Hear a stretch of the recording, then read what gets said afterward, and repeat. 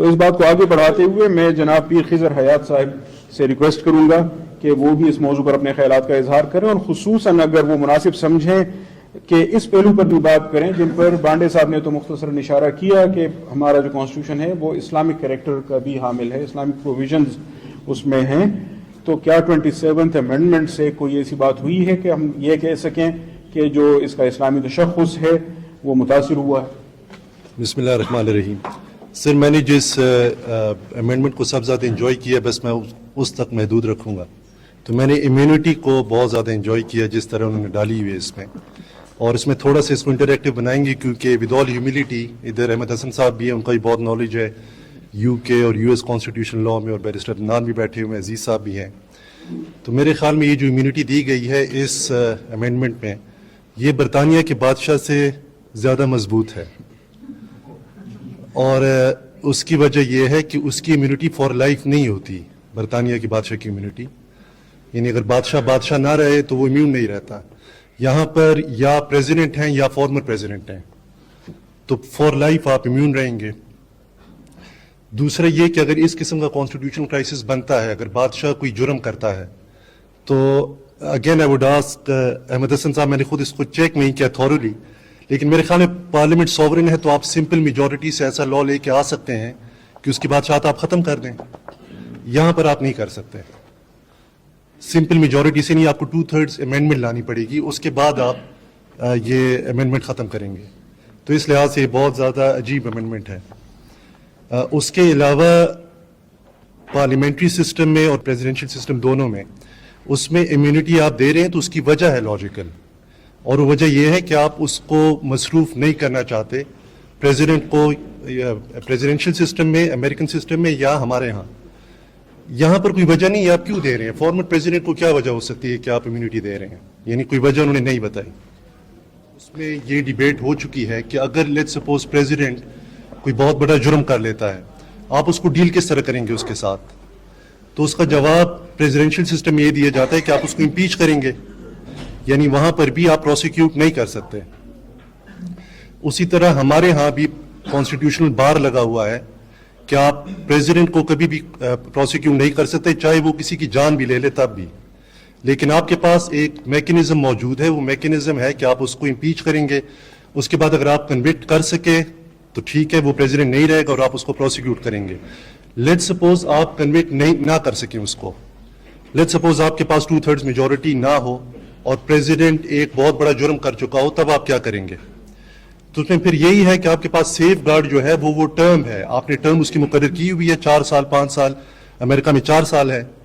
وہ ٹرم ختم ہوتے ہی وہ عام بندہ بن جائے گا، آپ اس کو پھر پروسیکیوٹ کریں. یہاں پر آپ نے وہ سیف گارڈ وہ نکال دیا، تو پریزیڈنٹ ہے یا فارمر پریزیڈنٹ ہے، دونوں کا پروسیکیوٹ نہیں کر سکتے. اگر آپ نے فیلڈ مارشل کو کرنا ہے پروسیکیوٹ، اس کے لیے آپ کو اس کی یہ حیثیت ختم کرنی پڑے گی، پھر آپ کو امپیچمنٹ کرنی پڑے گی. آرٹیکل 243 میں یہ چینج کی ہے انہوں نے. امپیچمنٹ کے لیے اگین یو نیڈ 2/3 میجورٹی.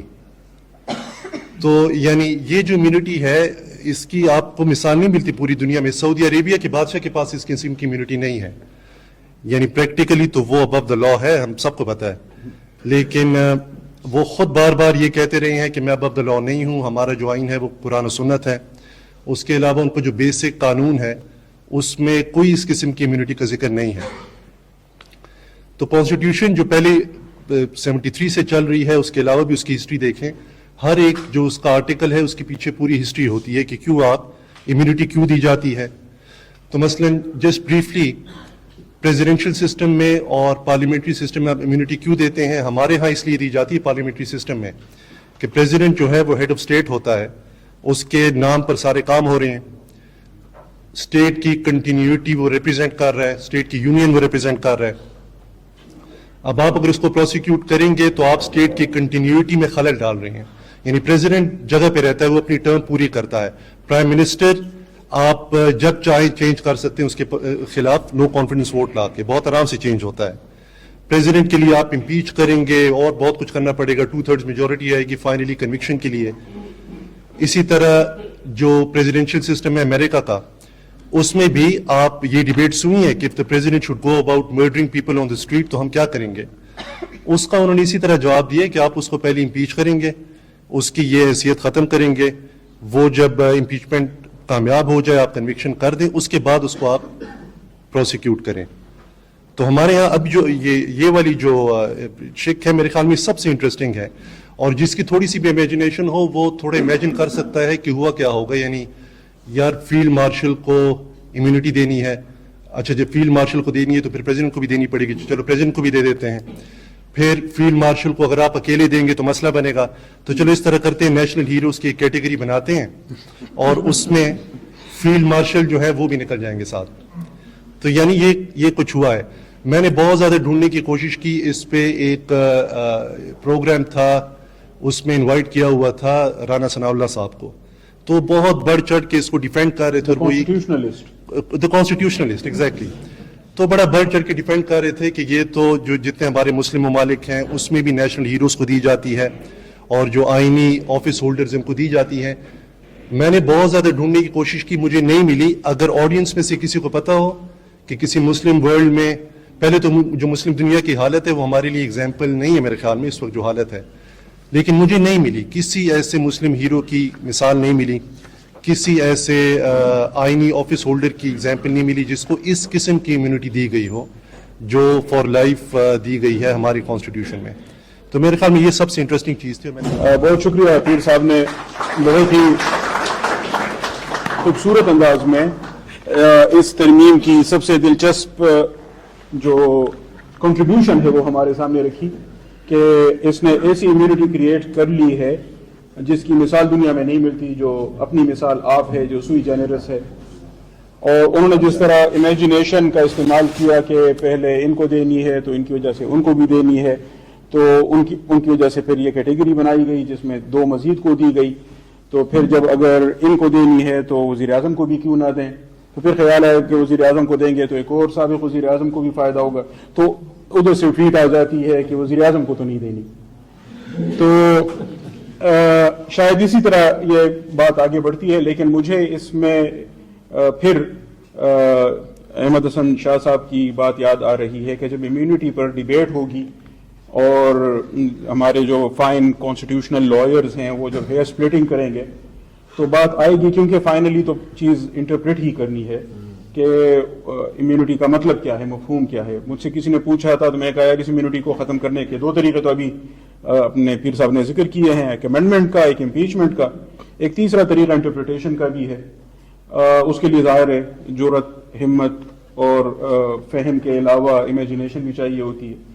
تو اس وجہ سے مجھے اسلامک پرنسپلز کی ضرورت بھی محسوس ہوتی ہے کہ because we are an Islamic republic, اور یہاں اگر ہم نے تمام لاز کو لانا ہے into conformity with the Islamic injunctions, اور پیچھے اگر پریسیڈنٹس ریلیونٹ ہیں اب بھی تو فل کورٹ کا فیصلہ بھی موجود ہے, عامر رضا وہی پریکٹس اینڈ پروسیجر والا, جس میں فل کورٹ میں جو لیڈ ججمنٹ تھی قاضی فائزی ثانی لکھی, 8 ججز نے ان کے ساتھ اگری کیا, 6 نے اختلاف کیا, لیکن اس پوائنٹ پر ان کا اختلاف نہیں تھا.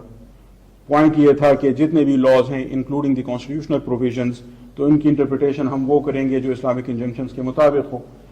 تو اگر وہ پریسیڈنٹ اب بھی فیلڈ میں ہے تو اس وجہ سے بہت ساری چیزوں کو تو آخر میں انٹرپریٹیشن کے ذریعے ہی سیٹل ہونا ہے شاید.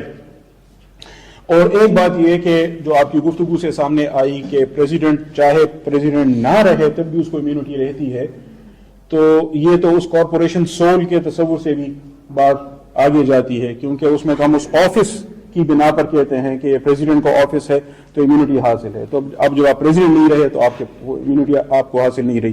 لیکن نہیں, چونکہ آپ ایک دفعہ اس مقدس پتھر کو آپ چوم سکے تھے تو اس کا اثر اب تا حیات آپ کے پاس رہے گا, انلیس آپ کو کوئی اور پتھر پسند آئے ماتھا ٹیکنے کے لیے, آپ کوئی اور پبلک آفس جوائن کر لیں تو امیونٹی ختم ہو جائے گی.